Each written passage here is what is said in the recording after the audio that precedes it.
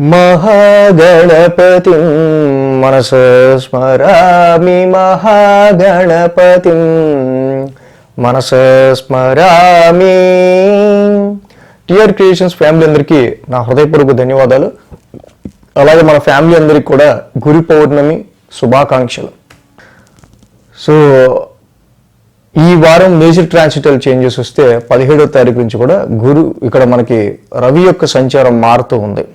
గురువారం నుంచి కూడా రవి కర్కాటకంలోకి వస్తూ ఉన్నారు. గురు మూడవి కూడా కంప్లీట్ అయిపోతుంది ఈ వారం. అలాగే వృషభంలో శుక్రుడు, మిథునంలో గురుడు, కర్కాటకంలో బుధ రవుల యొక్క సంచారం, సింహంలో కుజకేతువులు, కుంభరాశిలో రాహువు, మీనరాశిలో శని, ఈ విధంగా సంచారం ఉన్నాయి. మిగతా గ్రహాలన్నీ కూడా చంద్రుని యొక్క గమనం కూడా మకర, కుంభ, మీన, మేష రాశుల మీదుగా ఈ వారం చంద్రుని యొక్క గమనం ఉంది. ఈ యొక్క చంద్రుని యొక్క గమనం ఆధారంగా మిగతా గ్రహాల గ్రహస్థితి ఆధారంగా ద్వాదశ రాశుల వారికి ఈ వారం ఎలాంటి ఫలితాలు ఉండబోతున్నాయి అనేది చూద్దాం. తులారాశి వారికి సంబంధించి చూద్దాం. తులారాశి వారికి షష్టమంలో శని, అష్టమంలో శుక్రుడు, భాగ్యంలో గురుడు, దశమంలో బుధుడు, దశమంలో రవి, లాభంలో కుజుడు, లాభంలో కేతువు, మొత్తంగా 7 గ్రహాలు అనుకూలిస్తూ ఉన్నాయి. అలాగే చంద్రుని యొక్క సంచారం 4, 5, 6, 7 అంటే బుధ, గురు, శుక్ర, శని 4 రోజులు కూడా చంద్రబలం కూడా అనుకూలంగా ఉంది. కాబట్టి ఈ రాశి వాళ్ళకి మోస్ట్ ఆఫ్ ద ప్లానెట్స్ యొక్క గ్రహ బలం చాలా బాగుంది. కాబట్టి చక్కగా ఏ విషయం మీద అయితే కాన్సన్ట్రేషన్ చేస్తూ లక్ష్యాన్ని పొందాలని ముందుకు వెళ్తారో ఆ విషయంలో తప్పకుండా మీకు సపోర్ట్ అనేది పెరుగుతూ ఉంటుంది. సో మీరు పని చేసుకుంటే అలాంటి దాని సపోర్ట్ అదే వస్తుంది, తప్పకుండా మీకు విజయం అనేది సిద్ధిస్తుంది. దానిలో నో డౌట్. 5 గ్రహాల పైన 5 గ్రహాలు అనుకూలిస్తేనే అద్భుతం. అలాంటిది 5 గ్రహాల పైన 3 గ్రహాలు అనుకూలిస్తే ఇంక రాహుకేతువులే ఎవరో ఒకళ్ళు యోగిస్తారు, నవగ్రహాలు ఎవ్వడికి యోగించవు. బట్ చాలా వరకు ఇన్ని గ్రహాల ఇక్కడ మీకు ఫేవర్ ఉంది. కాబట్టి తులారాశి వాళ్ళు చక్కగా ఉద్యోగ ప్రాప్తి కావాలా, ఉద్యోగంలో ముందడుగు కావాలా, తప్పకుండా చక్కగా ఈ టైంలో మనం ఎవరిని పట్టుకుంటే పని అవుతుంది, ఎవరితో వెళ్తే పని అవుతుందో చక్కగా ఆలోచించండి. అలాగే హైయర్ ఎడ్యుకేషన్ గురించి కావచ్చు, ఫారెన్ ట్రావెల్ గురించి కావచ్చు, ఎడ్యుకేషన్ రీత్యా మంచి సీట్ రావడం కావచ్చు, ఏదైనా సరే మీరు ఎఫోర్ట్ పెట్టండి, మార్గాన్ని ఎత్తుక్కోండి, తప్పకుండా ఆ యొక్క విజయం సిద్ధించే ఆస్కారాలు ఎక్కువ ఉన్నాయి. చతుర్థ స్థానం నుంచి చంద్రుని యొక్క సంచారం ఉంది ఇక్కడ 4, 5, 6, 7 స్థానాల మీదుగా. కాబట్టి బుధ, గురు, శుక్ర, శని చంద్రబలం కూడా అనుకూలంగా ఉంది. వారం ప్రారంభం చంద్రుడి ఇక్కడ అర్ధాష్టమం నుంచి చంద్రుని యొక్క సంచారం అనేది మొదలవుతుంది. అది ఈ రాశి వాళ్ళకి ప్రాపర్టీస్ రీత్యా లోన్స్ తీసుకునే ఆస్కారాలు ఉన్నాయి, ఇన్వెస్ట్మెంట్స్ కోసం లోన్స్ తీసుకునే ఆస్కారాలు ఉన్నాయి, ఫ్యూచర్ పెట్టుబడుల గురించి కొంచెం లోన్ తీసుకునే ఆస్కారాలు ఉంటాయి కొన్నిసార్లు. బట్ ఇక్కడ శని యొక్క సంచారం కొంతవరకు మెయిన్ ఏంటంటే సంతాన రీత్యా కావచ్చు. సో చిన్నపాటి హెల్త్ డిస్టర్బెన్సెస్ అనేవి ఏమన్నా ఇన్ కేస్ ఫ్యామిలీలో ఎవరికన్నా సంతానానికి సంబంధించి కానీ అండ్ దేనికైనా ఉండే ఆస్కారాలు ఉండొచ్చు.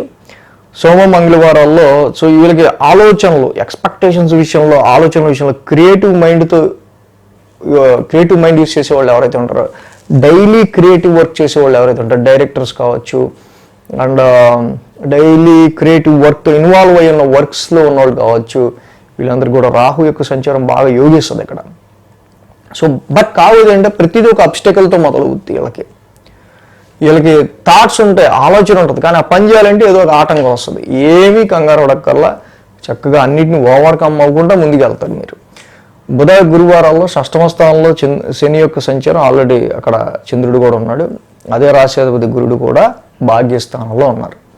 సో చాలా వరకు కూడా భాగ్యస్థానంలో గురువు గారి యొక్క సంచారం జరుగుతుంది, షష్టమంలో శని యొక్క సంచారం ఉంది. కాబట్టి మీ లైఫ్ గ్రోత్కి రిలేటెడ్ అయిన విషయాలన్నీ కూడా ఏదో ఒక సమస్యతో మొదలై ఆ సమస్య మీద విజయం సాధించడం ద్వారా మీరు గ్రో అయ్యే ఆస్కారాలు ఇక్కడ కనిపిస్తున్నాయి.